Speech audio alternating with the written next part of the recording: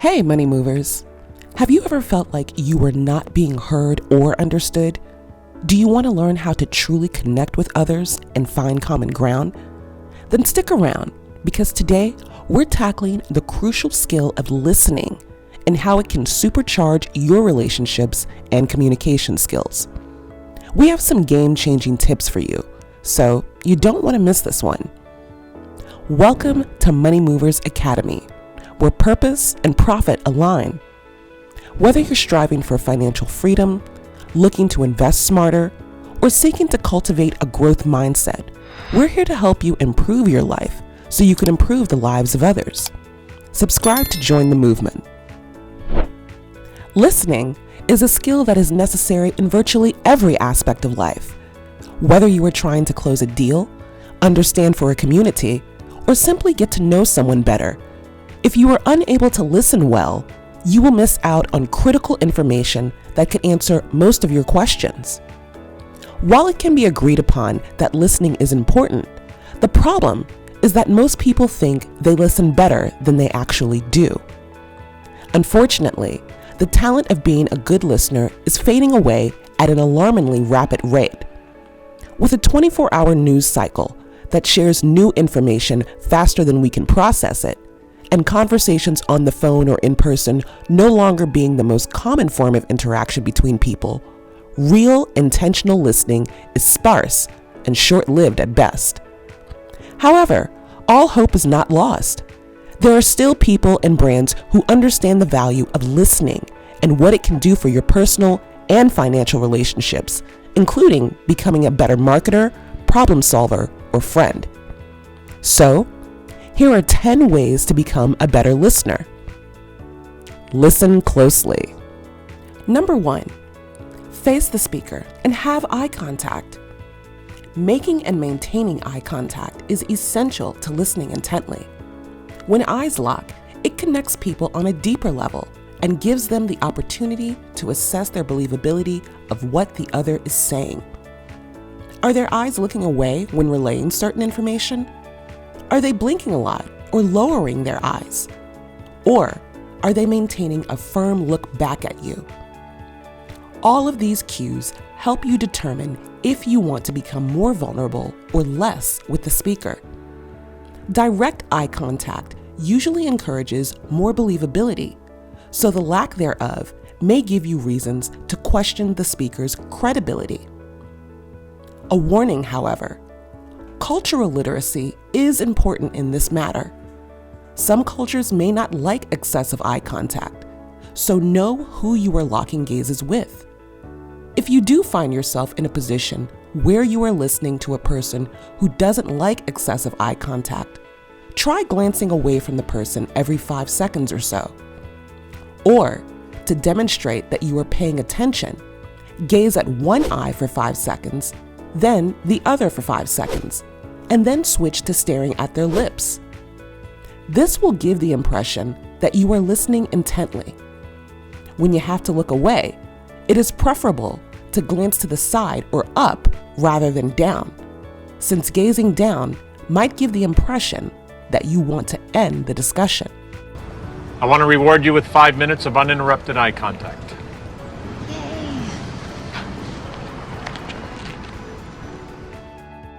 Number 2, pay attention. Just like the eyes communicate a lot, you can learn just as much from someone's gestures, facial expressions, and tone of voice as you can from what they say to you directly. Pay attention to what the other person is conveying with their body language, such as whether or not they are smiling, how they are holding themselves, or if they seem relaxed or not. Knowing how to decipher body language is a great way to become a better listener, since it is commonly cited that nonverbal communication contributes significantly to interpersonal interactions, often accounting for a large portion of overall communication. Some sources suggest that nonverbal cues may make up as much as 70 to 93% of communication. Number 3, don't interrupt. Interrupting another person while speaking may be annoying for them because it may give the idea that you consider yourself more important than what they have to say. It could also communicate that you do not have the time to listen to what they have to say. If you think or speak more quickly than others do naturally, you should slow down so that the other person can express themselves too. Conversations are a two-way street. If you turn them into a one-way street, don't get upset when you can't reverse or take something back that you said in your diatribe. Remember, just because there is a gap or a few seconds of silence in a conversation doesn't mean you have to fill it immediately. Giving the other person the floor will make it simpler for you to comprehend the information they are trying to convey. Number 4, listen without judging. Listening without judging is essential for fostering meaningful connections, building trust, and promoting understanding in relationships. When we approach conversations with an open mind and a non-judgmental attitude, we create a safe space for others to express themselves authentically. By withholding judgment, we demonstrate empathy and respect for others' perspectives, allowing them to feel heard and valued.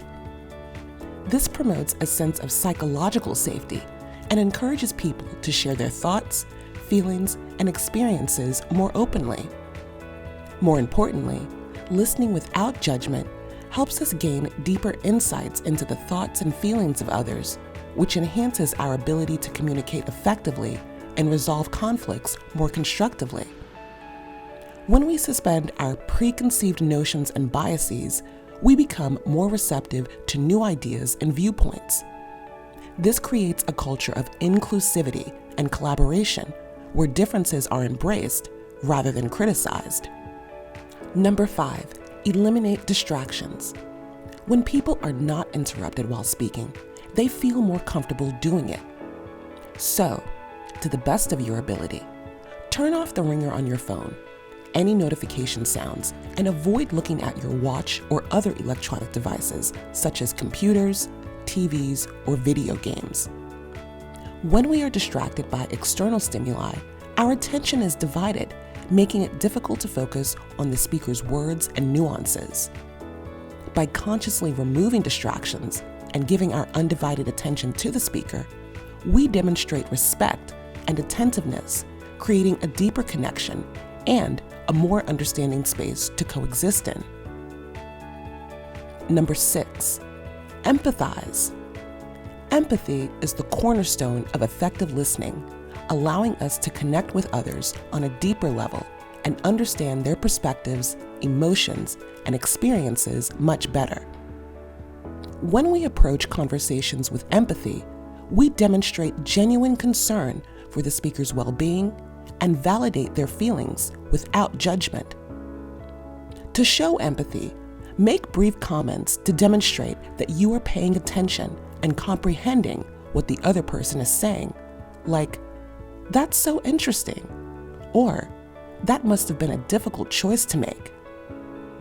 Empathetic statements validate the speaker's emotions, letting them know that their feelings are heard, understood, and respected.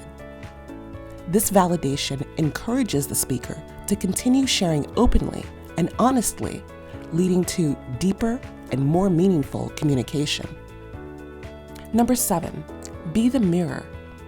Mimicking the person you are listening to is an effective method for improving active listening abilities.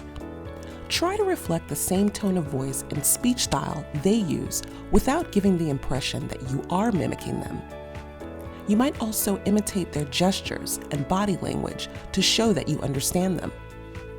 You may find this weird, but it is actually a technique that some people who learn other languages use. They not only repeat their target language's sounds, they also mimic the speaker's body movements and other physical idiosyncrasies. These movements help to create an understanding of what the speaker is saying, because how you communicate often tells us more than what you communicate. Number 8, practice silence. It's possible that pausing the discussion is the most effective approach to listening to what has been said. It is not always necessary to provide a vocal answer to questions. Sometimes, the quiet interval encourages the speaker to share more of what is going through their mind and how they feel. In addition, sometimes a conversation needs no new information, but rather a deeper understanding of the already existing information. Silence allows for this to happen.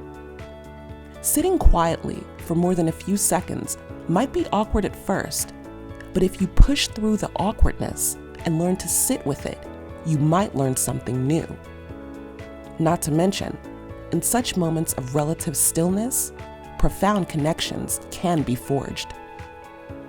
Number 9, ask probing questions. Asking probing questions is a powerful strategy for enhancing listening skills and deepening understanding in conversations. By posing thoughtful, open-ended questions, listeners demonstrate genuine interest in the speaker's perspective and encourage them to elaborate on their thoughts and feelings. Probing questions also prompt speakers to delve deeper into their ideas, which ultimately provides valuable insights that may not have been initially expressed. This active engagement fosters a dynamic dialogue where both parties are actively involved in the exchange, leading to richer and more meaningful interactions. Beware, however, that the questions you ask do not take the form of an interrogation. You should listen more than you should ask, but when you offer a question, it should be well-timed and non-threatening. Number 10, take notes when necessary. Taking notes when necessary is a valuable tool for enhancing listening skills and retaining important information. Whether in academic lectures, business meetings, or casual conversations, jotting down key points allows listeners to capture and organize relevant details for future reference. Notes serve as a tangible record of the discussion, provide a helpful reference point to review, and reinforce understanding after the conversation has ended. This active engagement tactic promotes deeper understanding and information retention as listeners actively process and synthesize the material as it is being presented. Writing down what the speaker is saying also demonstrates that you consider their information to be beneficial and significant. When you do this, they are more likely to be intentional and specific with what they share, which may help you get the necessary information for which you were looking. And that, money movers, is how you become a better listener.